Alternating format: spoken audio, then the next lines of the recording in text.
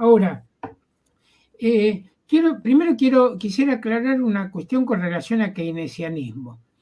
Esto que voy a decir lo han señalado autores post-keynesianos, gente de izquierda, seguidores de Keynes, del Keynes de la teoría general, pero que ellos han planteado ya muchas veces que en nombre de Keynes se aplican políticas que no tienen nada que ver con Keynes, que llevan a un desastre, en última instancia, a una crisis económica, un estallido económico, una crisis, y que desde ese punto de vista terminan siendo justificativos para que vengan los programas de ajuste de la derecha.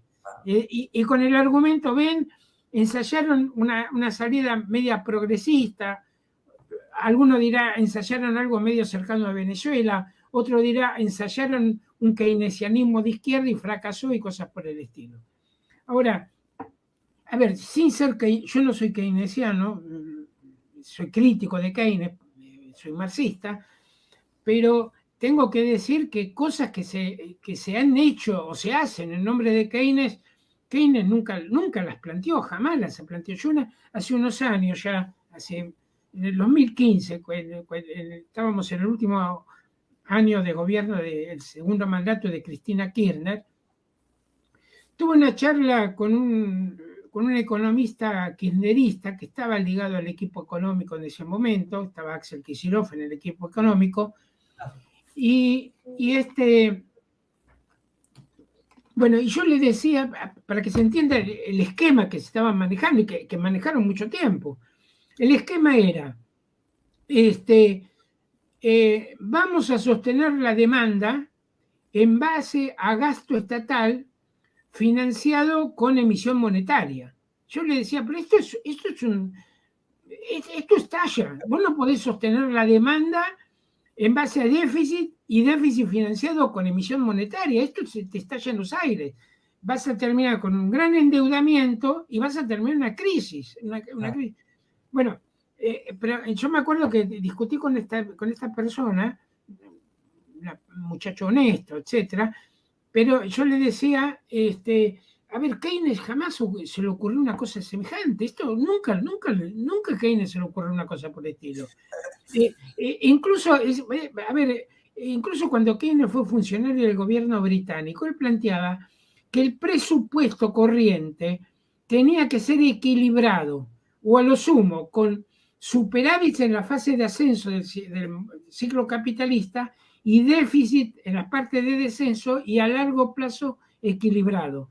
Y luego él planteaba una segunda cuenta, ya no para el gasto corriente, sino para lo que él pensaba que iba a ser la socialización de inversiones, que ahí decía tenía que ser con superávit. Esa cuenta tenía que tener superávit para fortalecer una política de socializar inversiones que no se entiende bien qué quería Keynes con eso. A mí no me queda muy claro, pero que iría en un sentido más bien izquierdista. Bueno, entonces se hicieron políticas, digamos, citando a Keynes o en nombre de Keynes y del keynesianismo, que el propio Keynes, nunca se le ocurrió. Ahora, por ejemplo, en los últimos años, surgió una corriente en Estados Unidos, cartalistas se llaman, que son los que sostienen que el dinero es una creación pura del Estado, que el Estado crea el dinero a partir de los impuestos. Bueno, y esta gente, y lo cito porque han sido tomados por alguna gente aquí en Argentina del kirchnerismo, ellos lo que dicen ahora es que se puede financiar cualquier nivel de déficit del Estado con emisión monetaria. Una cosa que, bueno, por supuesto a Marx tampoco jamás se le ocurrió, pero a Keynes nunca dijo, impriman dinero, que imprimiendo dinero podemos generar empleo y después retiramos ese dinero con los impuestos, que es lo que se está sosteniendo. Bueno, yo incluso escribí sobre teoría monetaria moderna, varias críticas teóricas, históricas, etc., pero una cosa que señalaba, aparte de eso, es cuando en Argentina la economía se comenzó a estancar, a nadie, hicieron emisión monetaria, pero eso incentivó depreciación del peso por empeoramiento del balance del Banco Central, y finalmente no dio absolutamente ninguna solución, ¿no? Quedamos en lo mismo. Y fíjense, señalo 2 o 3 cuestiones con relación al kirchnerismo. A ver, se dicen cuentos sobre el tema del kirchnerismo, mentiras, se falsea la realidad. Primero señalo, a ver, cuando Néstor Kirchner toma el gobierno, es en mayo del 2003, Argentina venía de una profundísima recesión. El Producto Bruto en el 2002 cayó más del 10%. En total, en 3 años cayó 16-17% el PBI, una cosa así. No lo tengo ahora exactamente en la memoria, pero fue un hundimiento. Fue una depresión, no una recesión, sino una depresión. Pero sobre la base de bajísimos salarios, de mucha capacidad ociosa, de un tipo de cambio recontra alto y de altísima desocupación, con un nivel de pobreza que superó el 55% de la población.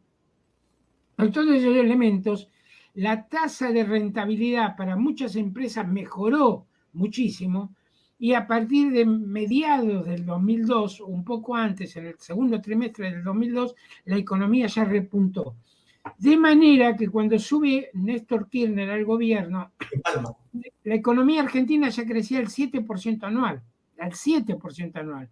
La inflación había descendido, al final del 2002 ya estaba en el 3-4% anual. Había superávit fiscal y había superávit en cuenta corriente. Es decir, eran condiciones muy favorables. Y luego empalma con el ciclo alcista de las materias primas. Insisto, se partía de bajísimos salarios, mucha capacidad ociosa, y luego tipo de cambio recontra alto, superávits gemelos en cuenta corriente y en el lado fiscal. Bueno, todo esto posibilitó condiciones para un rápido despegue de la economía, basada de todas maneras ese despegue en gran medida en industrias o ramas que habían florecido en las 90, en la época del menemismo, del neoliberalismo. Es medio curioso esto, ¿no? Digo esto porque fueron motores el complejo sojero, el complejo maicero, minería, ¿bien? Bueno, y después sí, productos internos protegidos, digamos, por el tipo de cambio alto, como textiles, como zapatillas, como plásticos, electrodomésticos, etcétera, pero por el otro lado con el minus, el punto negativo de que se detuvo la inversión en energía. Ahora, lo interesante, para que se vean los límites de este modelo supuestamente de desarrollo, etcétera, miremos un poco la situación de la cuenta corriente. Esto lo tengo registrado porque hace poco estuve haciendo cuentas con esto. En cuenta corriente, el balance de la cuenta corriente, que es desde el punto de vista de la balanza de pagos, es un sector fundamental en cuanto a la sostenibilidad de un modelo de crecimiento. En el balance de la cuenta de corriente, del 2003 al 2010, hubo un superávit por 45.000 millones de dólares. Superávit, ¿bien? 45.000 millones de dólares. Aquí hay que contar, aparte de la balanza de bienes y servicios, por supuesto, los pagos de intereses, regalías, etcétera. Bueno, a pesar de eso, insisto, 45.000 millones de dólares de superávit. Desde el 2010 al 2015 hubo 43.000 millones de déficit, es decir, se barrió casi todo, y con tendencia a agravarse, que terminaría en el 2017, en el gobierno de Macri, con 33.000 millones de dólares de déficit en cuenta de corriente. Bueno, eso estalló en el 2018, pero se venía preparando desde antes. porque si vos tenés un déficit creciente de cuenta corriente, tenés que compensarlo con entrada de capitales. Las capitales que entraban bajo el gobierno de Cristina era poco, no era mucho, por eso bajaban las reservas, empezaron a bajar y a bajar y a bajar, a disminuir las reservas, que habían llegado a un pico en alrededor de 2009-2010, aquí se estaban reduciendo las reservas. Con el gobierno de Macri lo que tratan de financiar es con entrada de capitales especulativos. Estos capitales, cuando la ven difícil por el alto déficit de casi un 4 o 5% de PBI de cuenta corriente en 2017, a comienzos del 2018 empieza el desbande, empieza la salida precipitada de capitales. Bueno, pero esta lógica de acumulación, entonces el kirchnerismo no la superó, digamos, siguió anclado a la misma, con políticas de parche, burgueses, etc. Y después se aplican medidas que tampoco, insisto, tienen que ver con Keynes, para solucionar supuestos problemas. Pongo un ejemplo, frente a la inflación, control de precios. Marx, Engels tienen críticas a esto, el control de precios, eso no sirve. En millones de productos diferentes, establecer control de precios de algunas industrias, etcétera, en un sistema basado en la propiedad privada, sin planificación de la economía, sin intervención de los productores y los consumidores, etcétera, eso es un canto a la bandera, como decimos en Argentina, es una medida inocua, no tiene ningún sentido, lo único que muchas veces puede llegar a fomentar incluso mercados negros, paralelos, estafas de diferente tipo, coimas a los funcionarios para que dejen pasar y ese tipo de cosas. Ahora, en todo esto se vuelve a ver, aparte de la importancia entonces de una crítica más profunda. Digo esto porque una crítica entonces que hicieron sectores de la izquierda es, bueno, control de precios sí, pero en serio, hay que aplicarlo a fondo. Y estamos en la misma. Es adjudicarle incluso al Estado capitalista un rol que no puede tener nunca, ¿bien? Que es de alguna manera gobernar el mercado desde la burocracia estatal. Ahí de nuevo vuelvo a la importancia que tiene Marx.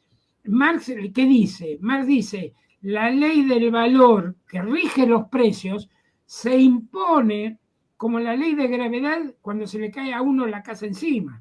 Es decir, no es un problema técnico la inflación, es un problema social, es un problema que tiene que ver con una relación social que es el dinero. Y si es una relación social no se arregla con políticas de la burocracia. En tanto sigan vigentes las relaciones sociales de producción.